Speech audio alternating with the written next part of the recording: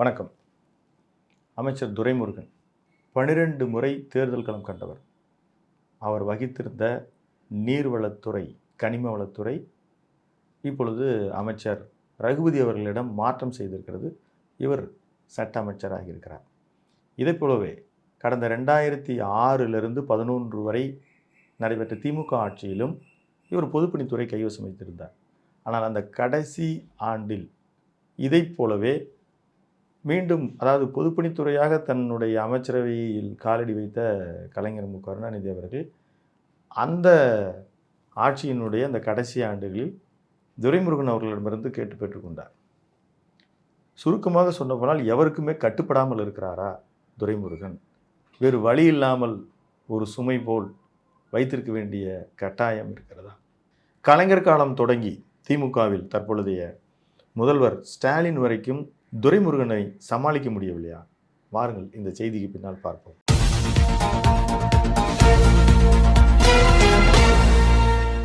ஆயிரத்தி 1971 12 முறை களம் கண்டிருக்கிற, தேர்தல் களம் கொண்டிருக்கிற துரைமுருகன் அவர்களுடைய சொல் வீச்சு இலக்கியத்தில் ஒரு சிறப்பான மேடை பேச்சாளர் தான். நகைச்சுவை ததும்ப பேசுவதாக கருதி கொண்டு மிக எளிதாக பிறரை புண்படுத்தி விடக்கூடியவர்.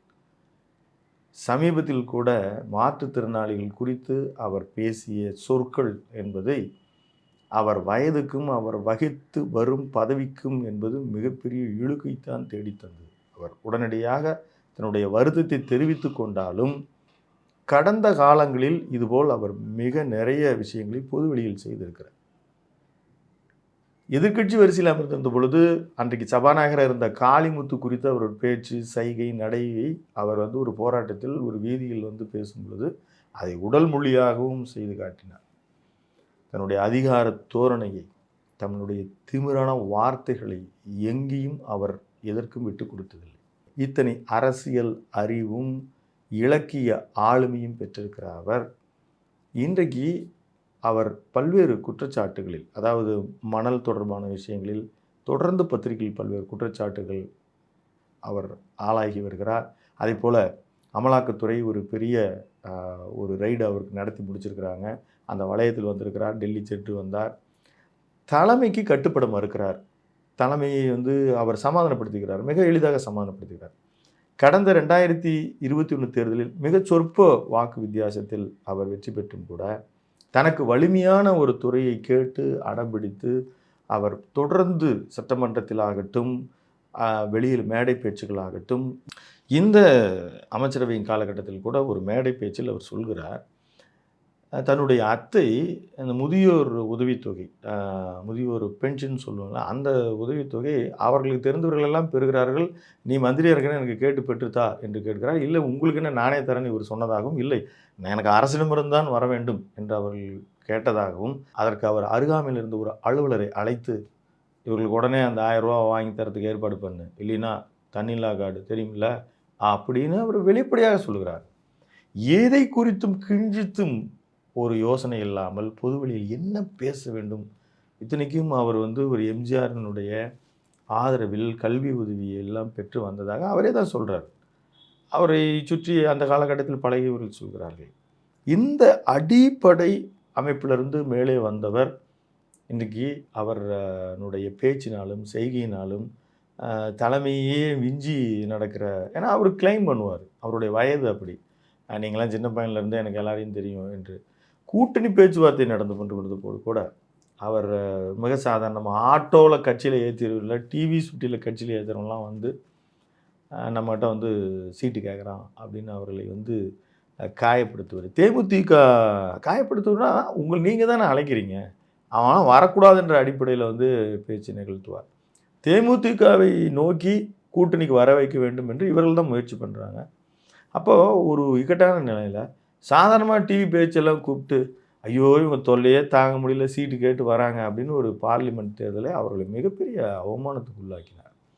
அந்த கட்சி தொடர்ந்து பேரம் பேசுகிறேன். ஏன் நீங்கள் பல கட்சிகளில் பேச முயற்சி செஞ்சது இல்லையா?